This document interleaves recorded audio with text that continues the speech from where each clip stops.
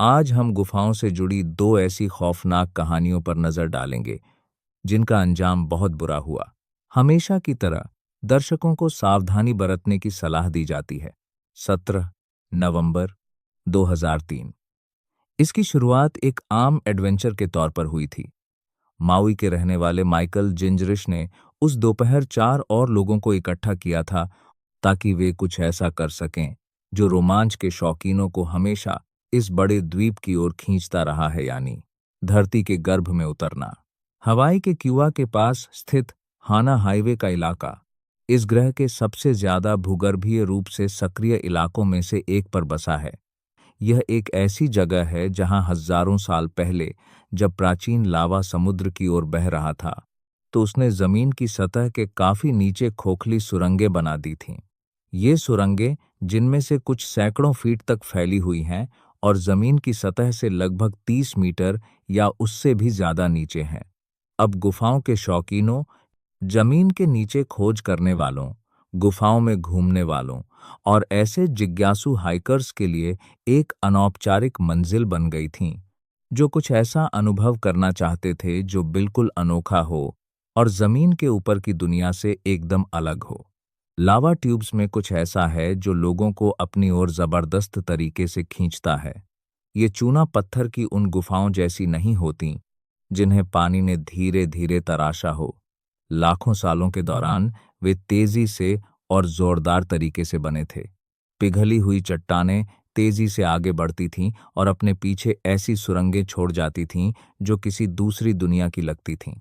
कहीं कहीं चिकनी, तो कहीं कहीं ऊबड़ खाबड़, जिनकी दीवारों में आज भी आग की यादें जिंदा हैं। जिंजरिक और उनके साथियों को ठीक इसी तरह के अनुभव ने अपनी ओर खींचा था। वे लापरवाह लोग नहीं थे, बल्कि वे रोमांच पसंद करने वाले लोग थे। और उस खास मंगलवार की दोपहर को वे पांचों लोग हाना हाईवे से कुछ ही दूर मौजूद एक अनजान लावा ट्यूब के अंधेरे में उतर गए। उन्हें जरा भी अंदाजा नहीं था कि उनके ऊपर की दुनिया एक बेहद खौफनाक तरीके से बदलने वाली है। हवाई का मौसम कोई समझौता नहीं करता। वह आपको न तो प्यार से चेतावनी देता है और न ही आपको अपनी योजनाओं पर दोबारा सोचने का समय देता है। एक पल तो आसमान साफ और उमस भरा हो सकता है और व्यापारिक हवाएं सब कुछ सुहावना बनाए रखती हैं, लेकिन अगले ही पल एक ऐसा तूफानी बारिश का झोंका आ सकता है जिसकी रफ्तार और जोरदार मार ऐसी लगती है मानो वह जान बूझकर आपको ही निशाना बना रहा हो। और ठीक ऐसा ही हुआ जब जिंजरिक और उनके साथी जमीन के नीचे अपने ही एक छोटे से संसार में अंधेरे के बीच आगे बढ़ रहे थे और इस बात से पूरी तरह बेखबर थे कि उनके ऊपर क्या आफत मंडरा रही है। तभी अचानक एक जोरदार तूफानी बारिश ने उस पूरे इलाके को अपनी चपेट में ले लिया और बिना किसी खास चेतावनी के अचानक आई बाढ़ फ्लैश फ्लड का कहर बरपा दिया। ज्वालामुखी की सख्त और अभेद्य जमीन पर बारिश का पानी कहीं और जा नहीं सकता था, इसलिए वह तेजी से ढलान की ओर बह निकला और उसने सबसे आसान रास्ता ढूंढ लिया।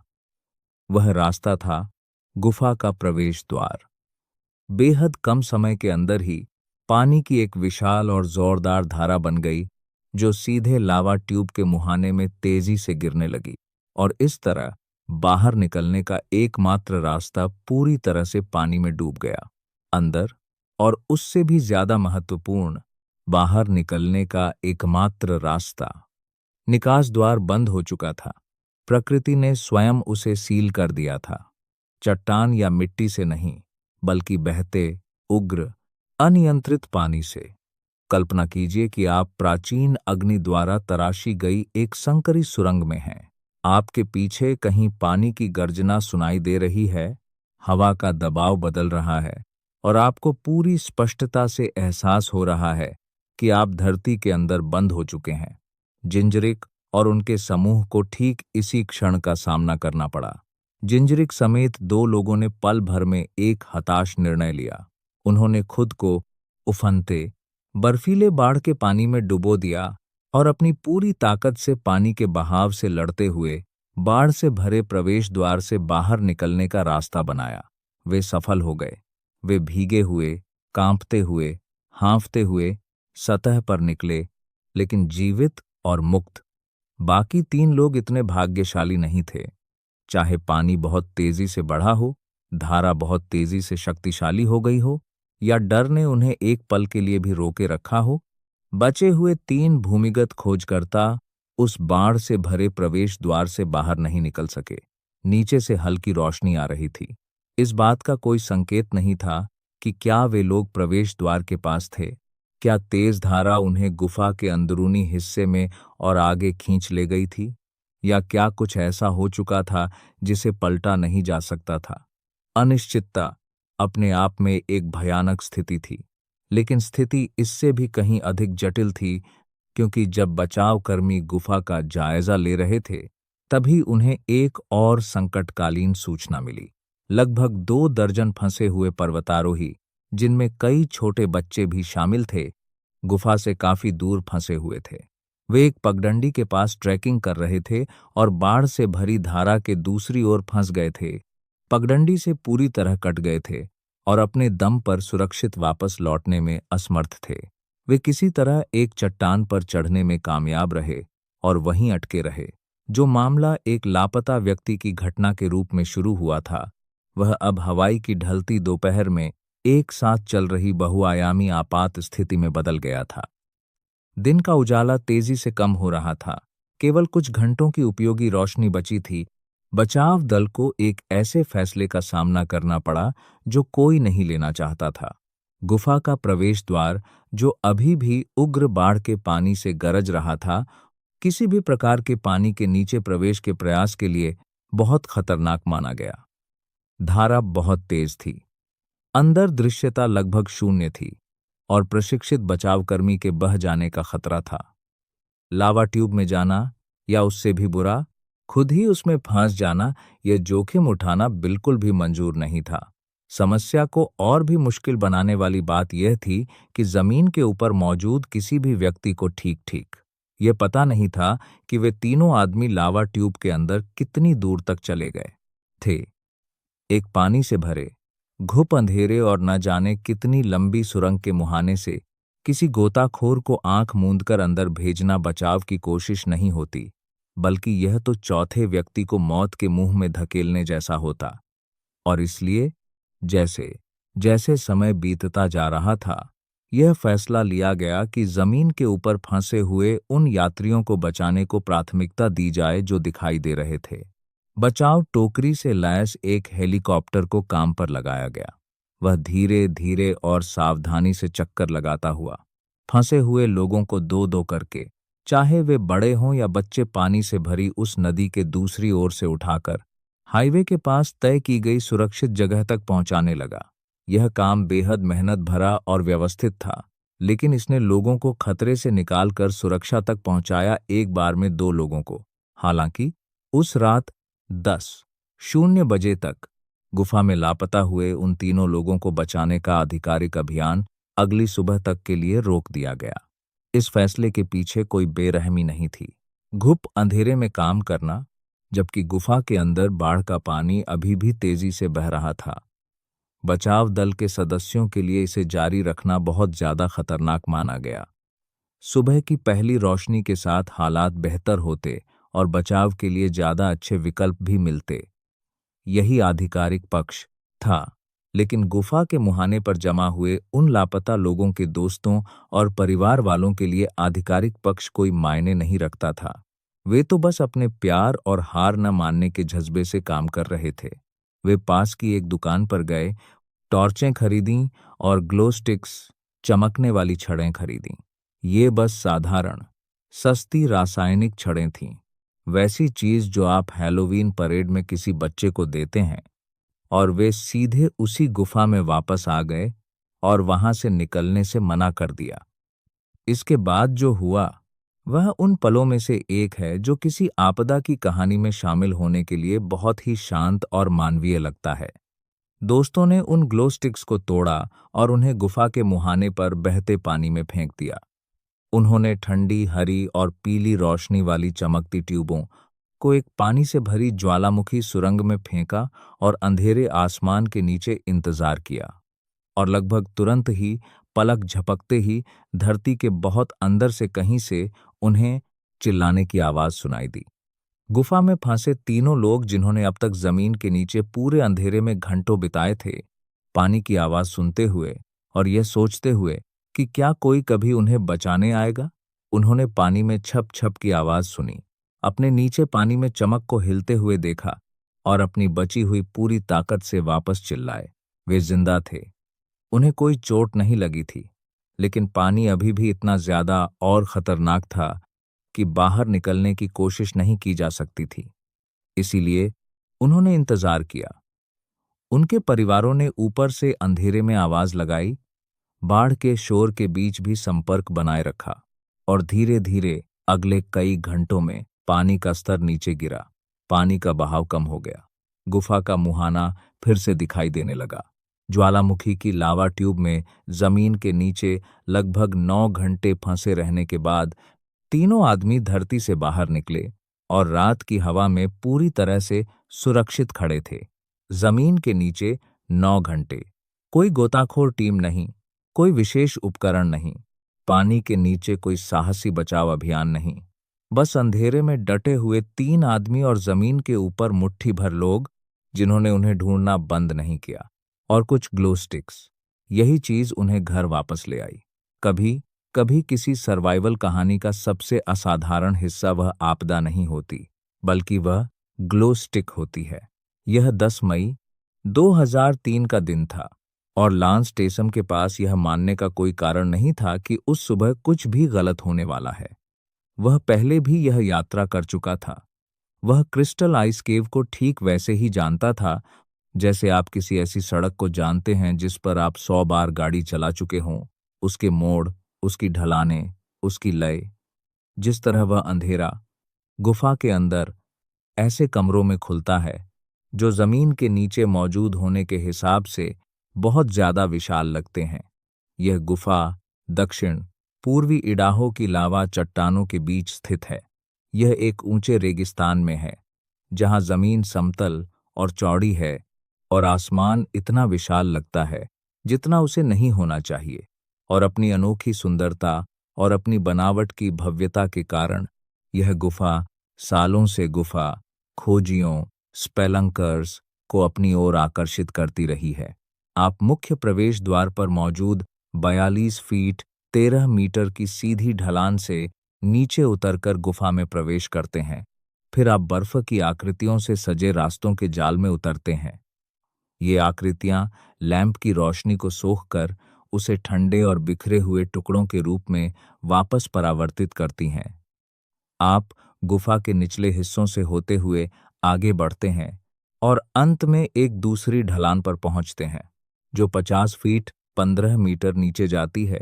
यह ढलान आपको एक गहरे कमरे में पहुंचाती है, जहां एक 150 फीट 46 मीटर ऊंची एक स्काईलाइट शाफ्ट रोशनी की सुरंग चट्टान को चीरती हुई सीधे ऊपर खुले आसमान तक जाती है। वह स्काईलाइट ही गुफा से बाहर निकलने का रास्ता था। आप वहां लगी रस्सी के सहारे ऊपर चढ़ते हैं। आप दिन की रोशनी में बाहर निकलते हैं और गुफा आपको आजाद कर देती है। साफ, सुथरा, सरल और सुंदर। अपने शब्दों के सबसे सच्चे अर्थों में यह एक संपूर्ण यात्रा थी। एक ऐसी यात्रा जिसमें आपको ऐसा महसूस होता है मानो गुफा ने खुद आपको कहीं दूर ले जाकर एक बदले हुए इंसान के रूप में वापस लौटाया हो। लांस अपने 8 साल के बेटे जेसी को भी अपने साथ लाया था और यह बात अपने आप में ही बहुत कुछ कह जाती है। लांस किस तरह का गुफा अन्वेषक था और जेसी किस तरह का बचपन जी रहा था, इस बारे में उस दिन उनके साथ ही लांस का एक 39 वर्षीय पर्वतारोही मित्र और उसका 13 वर्षीय बेटा थे। कुल 4 लोग, 2 पिता, 2 बेटे, एक ठंडी साफ सुबह इडाहो के रेगिस्तान में खड़े थे, अपना सामान व्यवस्थित कर रहे थे और धरती में उतरने की तैयारी कर रहे थे। मुख्य द्वार से अंदर जाने से पहले लांस ने वही किया जो वह हमेशा करता था। वह सतह पर बने रोशनदान के खुले हिस्से के पास गया, किनारे पर झुक गया और नीचे गड्ढे में देखा।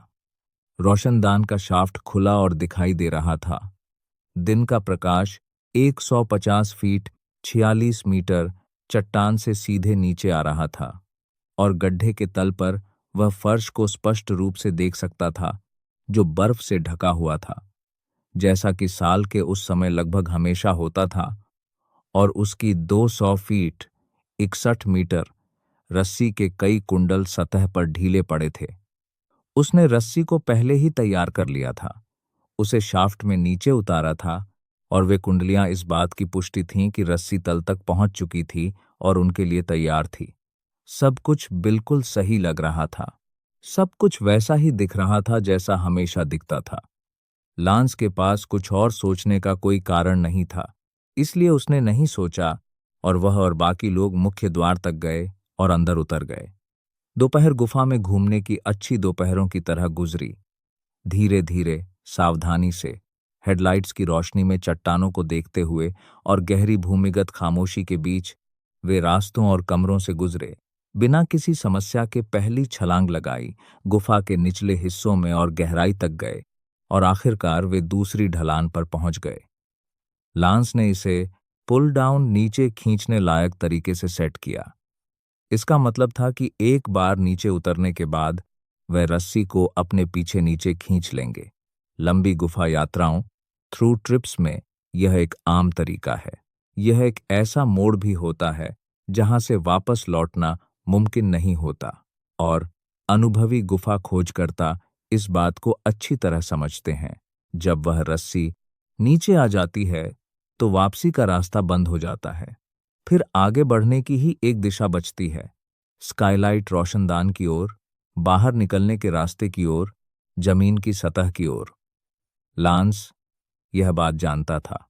उसने पूरी तरह से सोच समझकर और इसके नतीजों को जानते हुए यह फैसला लिया, क्योंकि वह यह यात्रा पहले भी कर चुका था और उसे पता था कि उस दूसरी ढलान के दूसरी तरफ उनका क्या इंतजार कर रहा है। वह स्काईलाइट वाले कमरे, वहां लगी पक्की रस्सी और ऊपर रोशनी की ओर चढ़ाई के रास्ते से अच्छी तरह वाकिफ था। उसके पास यह मानने का कोई कारण नहीं था कि इनमें से कुछ भी बदला होगा। रस्सी नीचे आ गई और वे आगे बढ़ गए।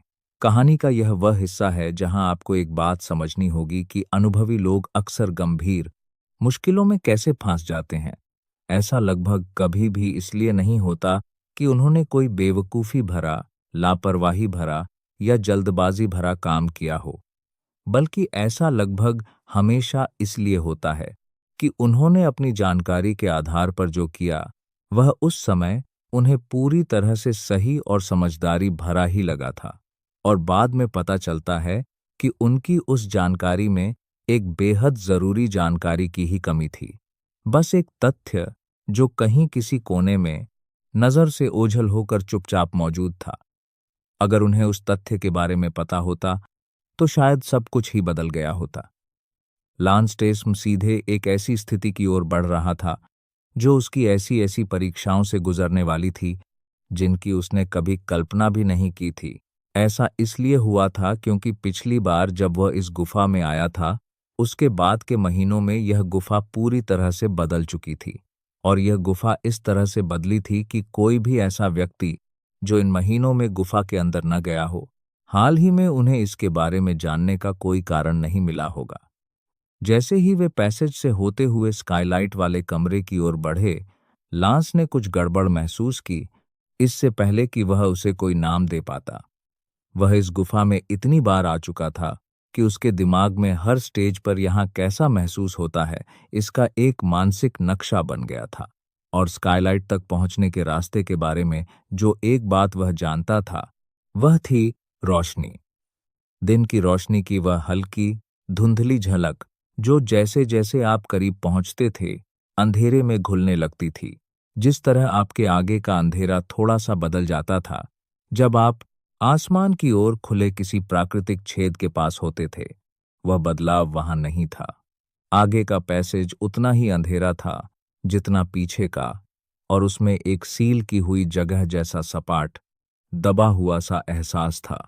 और लांस को अपने पेट में एक अजीब सी घबराहट महसूस हुई, इससे पहले कि उसका दिमाग पूरी तरह से यह समझ पाता कि उसकी सहज बुद्धि उसे पहले से ही क्या बता रही थी। जब वे स्काईलाइट वाले कमरे में पहुंचे तो उन्हें वहां बर्फ की एक दीवार मिली, सिर्फ हल्की सी परत नहीं, न ही बर्फ का कोई ऐसा ढेर जिसे हटाया जा सके, बल्कि 15 से 20 फीट 4.5 से 6 मीटर ऊंची ठोस जमी हुई बर्फ, जिसने पैसेज को फर्श से छत तक पूरी तरह से भर दिया था और बाहर निकलने का रास्ता पूरी तरह से बंद कर दिया था। एक सफेद और पूरी तरह से बंद गली, डेड एंड, जहां असल में ऊपर चढ़ने का रास्ता होना चाहिए था। गुफा पूरी तरह से बंद हो चुकी थी। लांस अपने सिर पर लगी हेडलाइट की रोशनी उस बर्फ की दीवार पर डाले खड़ा था और एक के बाद एक कई बातें उसकी समझ में आ गईं। दूसरी नीचे उतरने वाली रस्सी गायब थी। उसे नीचे खींचकर उनके पीछे ही छोड़ दिया गया था। पीछे लौटने का रास्ता भी बंद हो चुका था।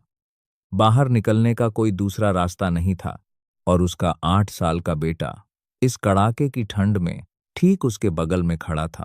असल में हुआ यह था, पिछली गर्मियों में क्रिस्टल आइस केव के आस पास फैले ऊंचे रेगिस्तानी इलाके में एक भयंकर जंगल की आग फैल गई थी और उस झाड़ी को जला दिया जिसने वर्षों से उस क्षेत्र को ढक रखा था।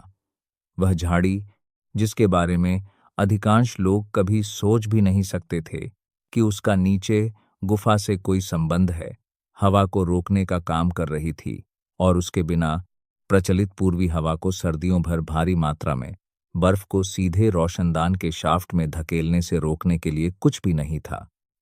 शाफ्ट के आधार पर बने गड्ढे में बर्फ जमा हो गई थी।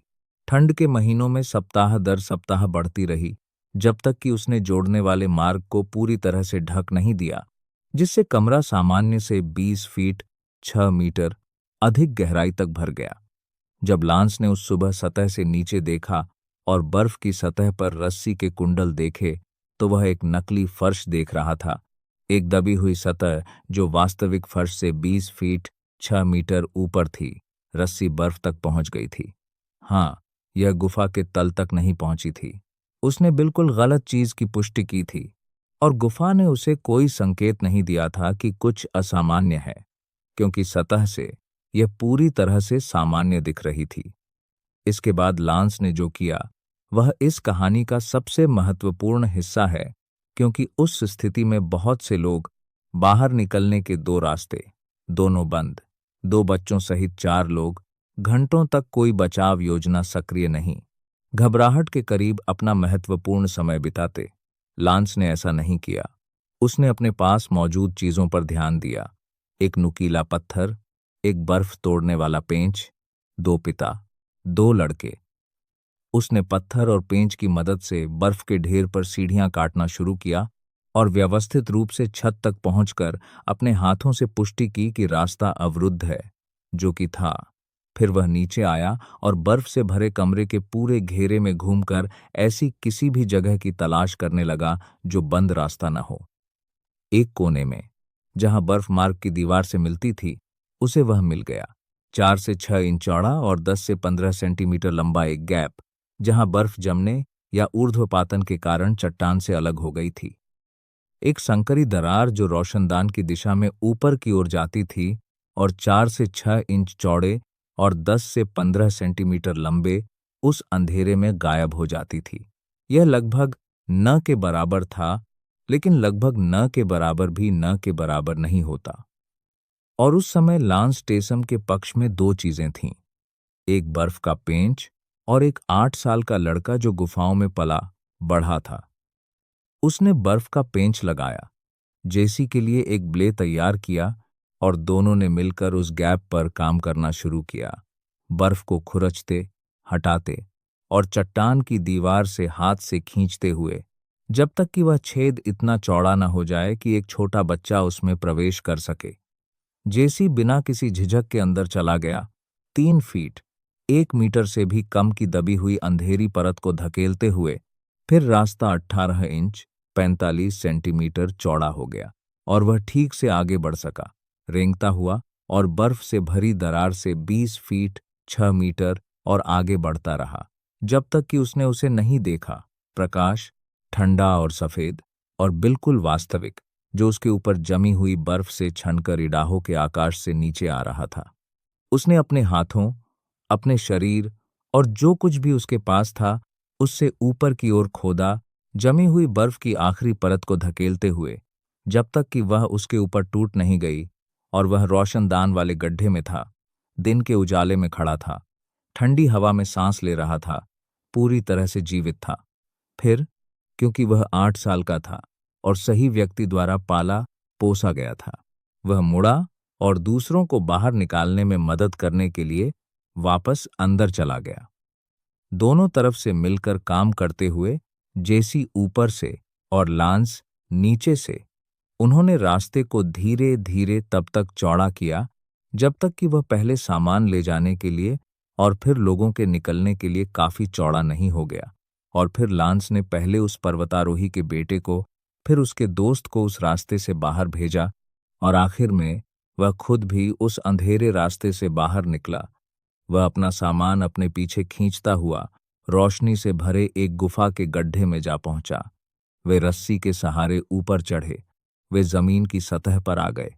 रेगिस्तान ठंडा और सपाट था, अथंद रहा था और बिल्कुल वैसा ही था जैसा वे उसे छोड़कर गए थे, उदासीन और विशाल, जिसे जरा भी अंदाजा नहीं था कि उसके नीचे अभी अभी क्या हुआ था।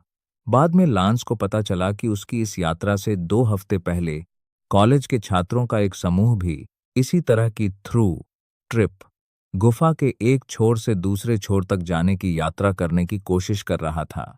उन्होंने पहली ढलान से रस्सी खींच ली थी, लेकिन दूसरी ढलान से रस्सी खींचने से पहले ही उन्हें वह बंद रास्ता मिल गया।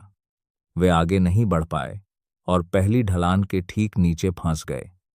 उन्होंने उस अंधेरे में लगभग 1 घंटा बिताया और लगातार बचाव के लिए सीटी बजाते रहे, जब तक कि सतह पर रुके हुए एक छात्र ने आखिरकार उनकी आवाज नहीं सुन ली। वह किनारे पर आया और जोर जोर से निर्देश देकर उसने किसी तरह उस ढलान पर दोबारा रस्सी बांधी और उन्हें बाहर निकाल लिया। वह समूह लांस के समूह से एक अलग ही तरह से भाग्यशाली रहा था। जो भी व्यक्ति उस गुफा के बंद होने के दौरान उसके अंदर गया था, वह सुरक्षित बाहर निकलने में कामयाब रहा था। लेकिन हर बार हालात और सुरक्षा का अंतर अलग अलग थे और यही अंतर ही तो पूरी कहानी थी। लांस टेसम की बाद की सलाह बहुत सीधी और स्पष्ट थी। गुफा में प्रवेश करने से पहले यह अच्छी तरह से जांच लें कि दूसरी ढलान और स्काईलाइट रोशनदान के फर्श के बीच का रास्ता सचमुच पार करने लायक है या नहीं। ऐसा न हो कि सिर्फ ऊपर से नहीं, बल्कि उस रास्ते पर खुद जाकर अपनी आंखों और हाथों से, क्योंकि ऊपर से देखने पर धोखा हो सकता है। और किसी गुफा के रास्ते से गुजरते समय कोई भी रस्सी खींचने से पहले अच्छी तरह सोच विचार कर लें, क्योंकि ऐसा करने का मतलब है पूरी तरह से खुद को समर्पित कर देना, और गुफाएं किसी भी तरह का समझौता नहीं करती।